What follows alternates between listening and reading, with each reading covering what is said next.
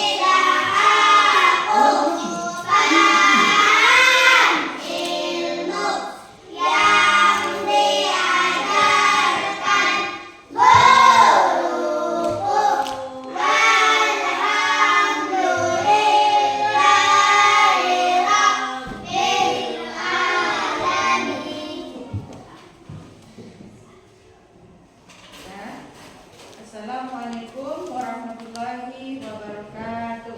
Waalaikumsalam warahmatullahi wabarakatuh. Baik, sama-sama kita nyanyikan lagu Indonesia Raya dulu ya, sebagai penginang dan mengingat buat kita bahwasannya Indonesia Raya adalah Indonesia tanah air. Ayo sama-sama kita menyanyikan. 1, 2, 3. Indonesia tanah airku, tanah tumpah darahku. Di sanalah aku berdiri, jadi pandu ibuku.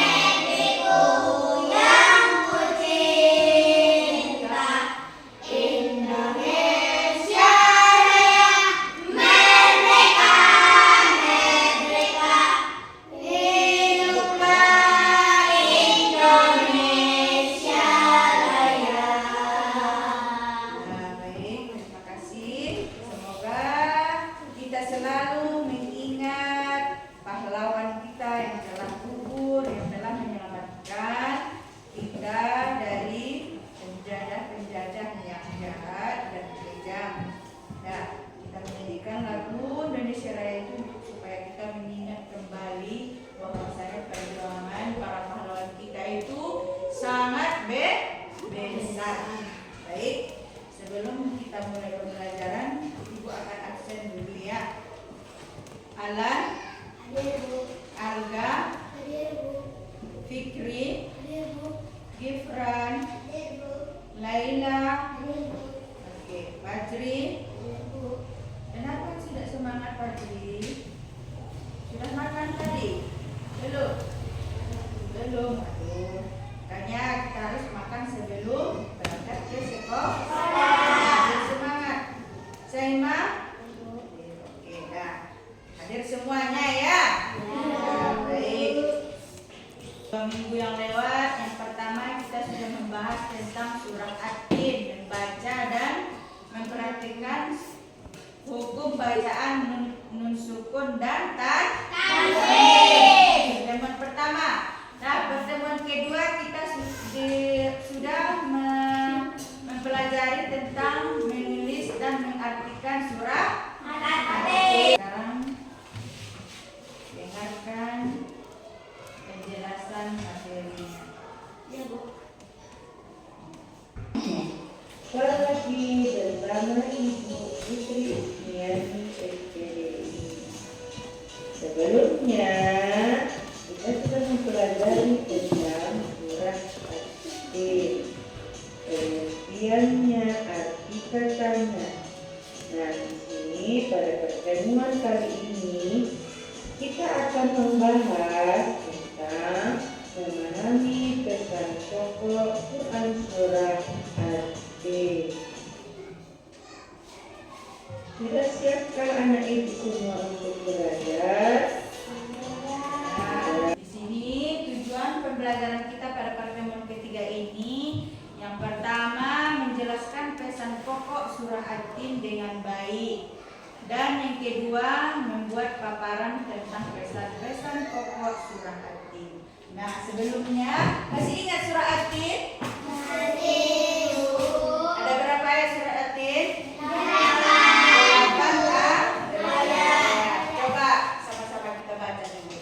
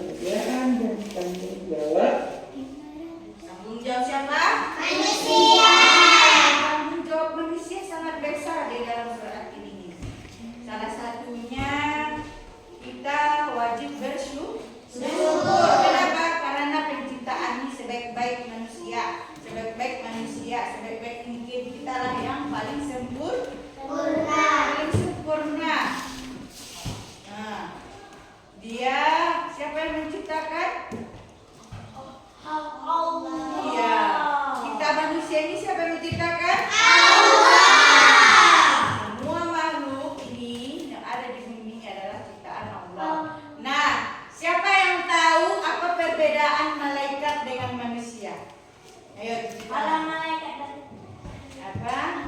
Malaikat. malaikat Ya, tercipta dari cahaya. Sedangkan manusia tanah liat. Iya, bagus sekali. Yang kedua apa lagi?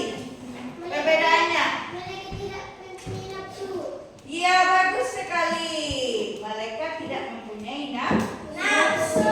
Malaikat itu tugasnya cuma beribadah dan patuh taat kepada Allah. Kalau manusia, iya, manusia mempunyai nafsu dan memiliki akal dan pikiran. Itulah sempurnanya manusia. Ya, tidak ada makhluk yang sempurna kecuali manusia. Ahsani takwim katanya. Nah, itulah makanya pesan yang sangat mendalam tentang kemuliaan dan tanggung jawab manusia. Makanya dari itu, karena kita itu sempurna ciptaan Allah, makanya kita harus beribadah, menggunakan semua badan kita ini untuk beribadah kepada siapa? Allah. Tanda bukti kita bahwa kita itu bersyukur. Nah, kisah di balik turunnya surat At-Tin ini. Coba baca Gibran. Ayo baca. Asbabun. Kisah di balik surah At-Tin. Suatu ketika, salah seorang sahabat Nabi Muhammad SAW bertanya tentang nasib orang mukmin yang mengalami penurunan daya ingat atau pikun. Sahabat tersebut khawatir apakah amal ibadah yang tidak dilakukan sebelumnya akan tetap mendapat pahala. Untuk hendak menjadikan sahabat tersebut, Allah SWT kemudian menurunkan surat At-Tin. Surat ini memberikan kabar gembira bagi orang-orang beriman yang mengalami penurunan daya ingat. Itu dia. Surah At-Tin ini sangat besar manfaatnya. Kenapa? Surah ini memberikan kabar gembira bagi orang-orang beriman dan mengalami penurunan daya ingat. Apa itu penurunan daya ingat? Kayak orang pikun, ya. Kayak orang tua kan sudah lanjut usia kan kadang lupa, dia cepat lupa. Nah, turunin daya ingat itu. Sebentarnya di sini letakkannya HP. Nah, jangan lupa dia di mana letakkan. Nah, itu sudah dia penurunan daya ingat. Nah, makanya dari itu dibaca surah At-Tin ini sering-sering dibaca, maka daya ingat kita itu juga akan kembali. Ya, makanya ini sangat besar manfaatnya surah At-Tin ini. Karena pada zaman Rasulullah, surah At-Tin ini memberikan kabar gembira bagi orang-orang yang beriman yang mengalami penurunan daya ingat. Ya.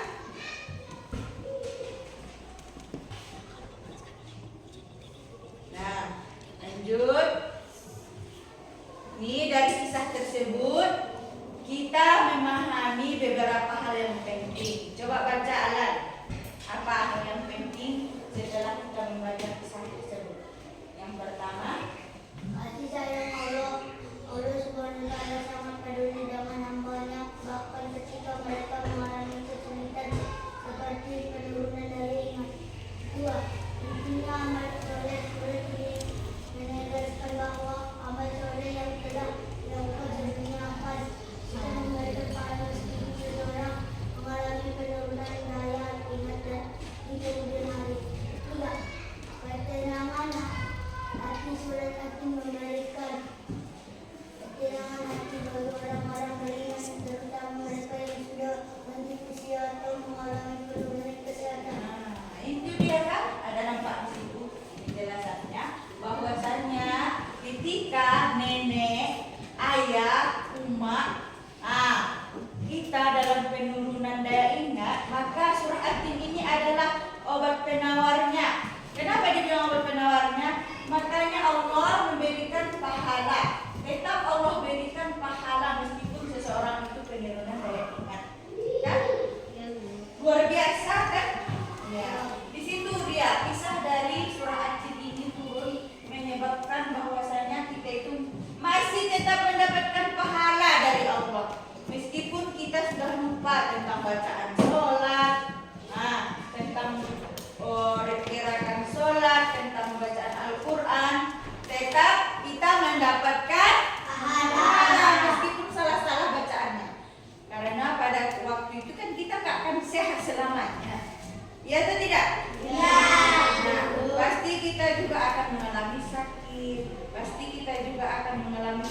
bukan daya ingat, apalagi kita sudah lanjut usia nanti. Makanya kita itu tetap mendapatkan pahala, diberikan siapa? Allah. Iya, diberikan Allah kepada kita pahala tetap ya. Meskipun daya ingat kita sudah menurun. Nah, baik, anak-anak, tahukah kalian apa pesan pokok Quran surah At-Tin ini? Apa itu? Pesan pokok dari surah At-Tin. Dan mengapa surah ini diawali dengan sumpah? Wattini. Kan wa itu kan demi. Demi berarti bersumpah. Nah, atas nama apa? Atas nama buah tin dan buah zaitun. Dan bukan yang lain. Wattini wazaitun. Demi buah tin dan zaitun. Mengapa Allah menjadikan manusia dalam bentuk sebaik-baiknya? Nah, dan sebutkan apa saja kelebihan manusia dibanding makhluk lain. Apa kelebihan kita daripada makhluk lain? Kalau kita memiliki akal pikiran. Yang lain seperti hewan ada akal pikirannya? Tidak. Walaupun kita itu sempurna ya, tetapi kita itu ada juga saatnya masuk ke neraka. Nah, lanjut. Nah, untuk menjawab pertanyaan-pertanyaan ini, marilah kita menyimak materi kita mengenai tentang pesan pokok Quran surah At-Tin. Anak-anak, tahukah kalian apa pesan pokok surah At-Tin? Mengapa surah ini diawali dengan sumpah atau nama buah tin dan zaitnya? Nah, surah At-Tin. Nah, sini dia. Coba baca Alga. Pilih. Pesan pokok At-Tin ayat 1. Surah At-Tin mengenai buah tin banyak manfaat. Salah satunya digunakan sebagai obat. Buah tin memiliki banyak keistimewaan. Buah ini memiliki banyak kandungan minyak sehingga dapat digunakan di daerah yang kurang memiliki minyak. Buah zaitun banyak terdapat di wilayah Syam, termasuk di Baitul Maqdis. Baiklah, nanti ini dia bentuknya. Ini buah zaitun. Ini buah zaitun. Pernah melihat? Enggak pernah kan? Nah, coba melihat. Tapi kalau buah zaitun ada itu di minyak zaitun, baik minyak bayi. Nah, ada di dalam itu bijinya. Itu bijinya minyak zaitun, minyaknya itulah minyaknya. Minyak rambut untuk bayi itu biasa dibuat. Nah, inilah buah tin dan ini buah zaitun. Sesuai dengan watini buah zaitun. Jadi buah tin dan buah zaitun. Nah, surah At-Tin yang pertama itu menjelaskan mengenai buah tin, banyak manfaatnya. Salah satunya digunakan sebagai obat. Buah zaitun juga memiliki banyak keistimewaan. Buah ini memiliki banyak kandungan minyak. Nah, itulah minyak zaitun ini banyak kandungan minyak. Sehingga dapat digunakan di daerah yang kurang memiliki minyak. Kadang minyak zaitun ini dibuat orang sebagai menggoreng. Digoreng. Oh, ikan, tempe, tahu. Kalau nggak ada minyak, nah inilah dibuat orang beli. Dari buah zaitun. Terutamanya di Baitul Maqdis, kelahiran Nabi Isa. Nah, paham ayat 1? Nah, itu dia pesan pokok yang pertama. Lanjut. Coba baca Fajri. Pesan pokok Quran surah ayat kedua. Halo Fajri. Ayo baca nomor. Surah At-Tin ayat 2. Ya. Surah At-Tin ayat 2 menyerahkan mengenai gunung yang gunung Sinai. Ini adalah tempat suci kita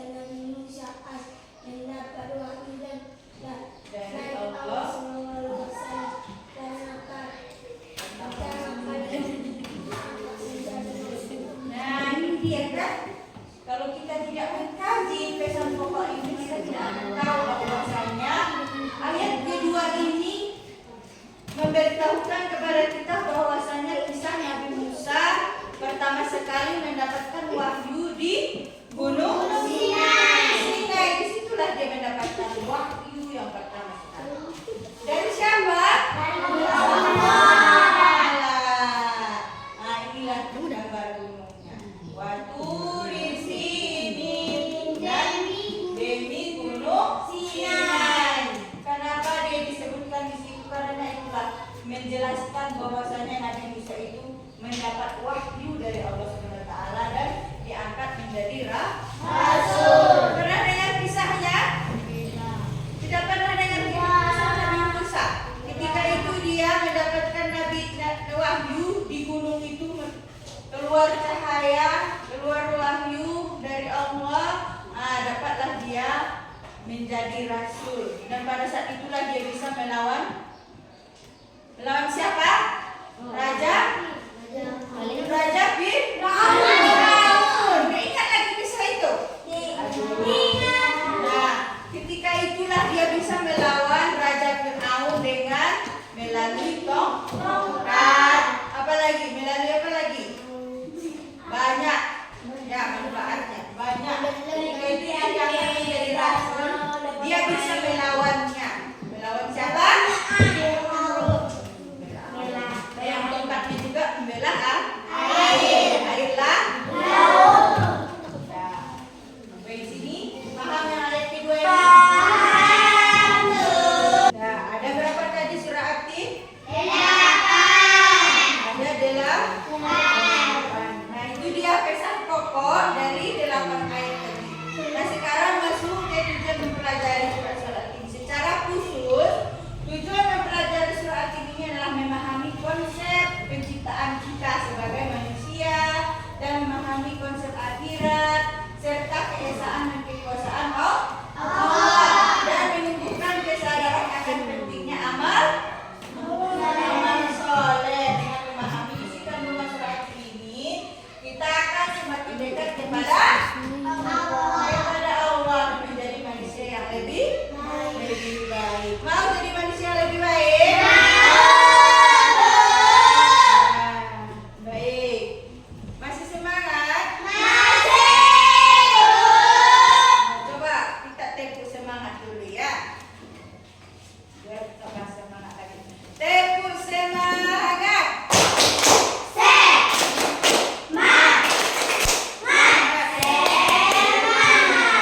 Sekarang tepuk konsentrasi.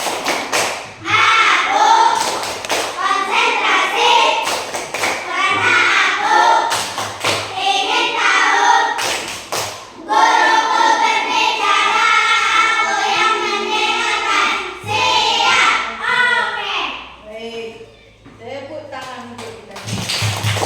Nah, baik. Setelah kita mempelajari tentang memahami pesan pokok surah At-Tin, sekarang inilah dia manfaat. Ketika kita memahami isi kandungan surah At-Tin ini, inilah manfaat. Yang pertama adalah memberikan banyak manfaat bagi kehidupan kita, yaitu kita dapat menjadi muslim yang lebih baik dan lebih dekat dengan Allah Subhanahu wa taala. Sudah, terima kasih. Sampai di sini ada pertanyaan? Ada pertanyaan? Tidak. Berarti sudah paham tentang pesan pokok surah At-Tin?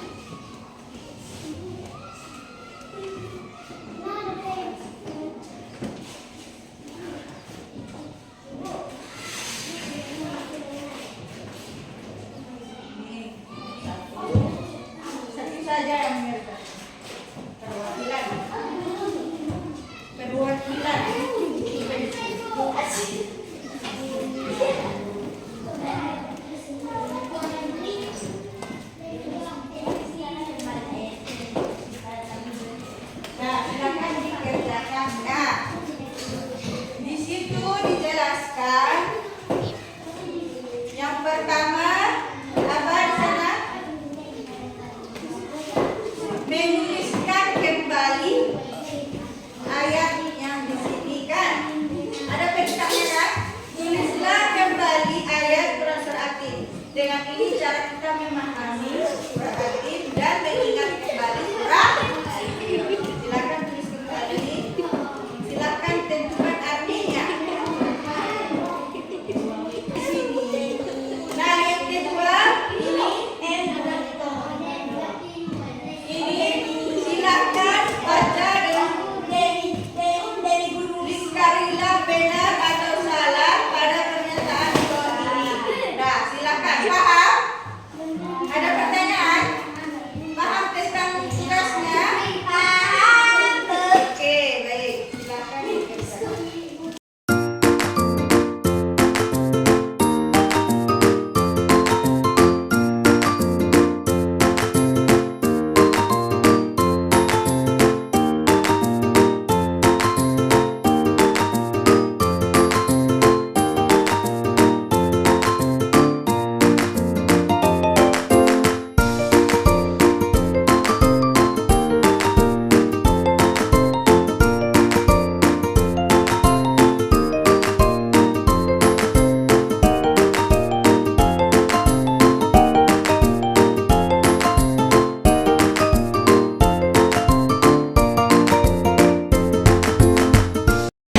Ini dia ya. Boleh lihat.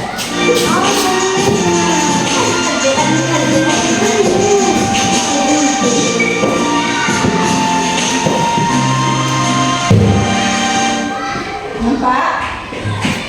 Surat At-Tin atau Khawatir adalah surat ke-95 juz 30 dalam Al-Quran, terdiri dari 8 ayat dan termasuk ke dalam golongan surat Fatihah. Dan isi surat At-Tin adalah menjelaskan bahwa Allah Subhanahu wa Ta'ala menciptakan manusia dalam bentuk sebaik-baiknya. Allah memberikan balasan yang setimpal kepada manusia sesuai dengan perbuatan dan amalannya. Allah juga akan memberikan putusan yang terbaik dan seadil-adilnya untuk makhluknya. Babun nuzul atau sebab-sebab turunnya surat At-Tin diwayatkan oleh Ibnu Jarir dari Al-Aufi yang asalnya dari Ibnu Abbas. Suatu saat, ada salah satu sahabat Nabi yang bertanya tentang bagaimana amalan seorang hamba jika hamba tersebut mengalami fikur atau kondisi berkurangnya daya ingat. Setelah pertanyaan tersebut datang kepada Nabi, Allah kemudian menurunkan surat At-Tin untuk memberikan penjelasan bahwa orang-orang yang telah sampai masa tua dan mengalami fikur tetap akan mendapatkan pahala yang terus mengalir. Mari kita simak bersama surat At-Tin dengan teks Arab, Latin, terjemahan dan tafsirnya yang dirangkum dari berbagai sumber. Nah, sudah siap? Sudah Pak, silakan presentasikan hasil diskusi. Nah,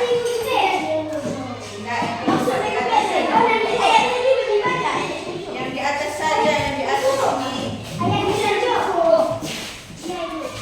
Yang di atas saja, yang ini sama ini. Ya, bacakan saja. Dengarkan baik.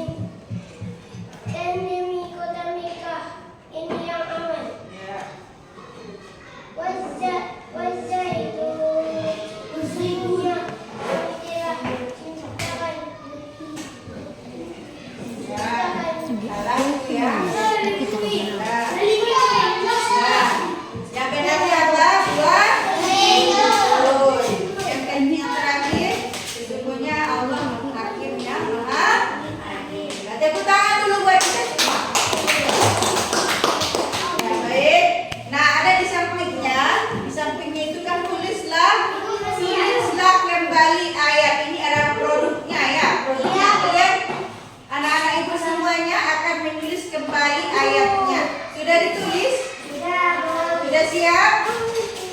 Sudah siap kelompok 1? Kelompok 2? Oke, inilah produknya. Produk dari kelompok 2. Oke, silakan dulu. Kelompok 1 mana produknya? Yang ini saja. Halo. Yang ini saja. Bukan produknya. Oke, ini produknya. Ya, tepuk tangan dulu buat pemain kita. Setelah selesai, dah sampai di sini paham tentang surah Al? Paham? Dah, nanti PR-nya di rumah menulis kembali surah At-Tin dan terjemahannya, ya? Oke, baik. Nah, sampai di sini penjelasan materi ibu tentang memahami pesan pokok surah At-Tin dan pesan-pesannya beserta asbabun nuzul surah At-Tin, dan sudah melaksanakan diskusi kelompok dan menghasilkan produk, yaitu menulis kembali ayat surah At-Tin dan kembali membuat proyek, nanti dibuat di dalam buku gambar. Ya, tulisan surah At-Tin ini dibuat nanti di buku gambar, ditulis dengan artinya. Kertas selembar saja sudah cukup. Oke? Oke? Baik. Oke, sekian pembelajaran kita pada hari ini. Kita ucapkan hamdalah.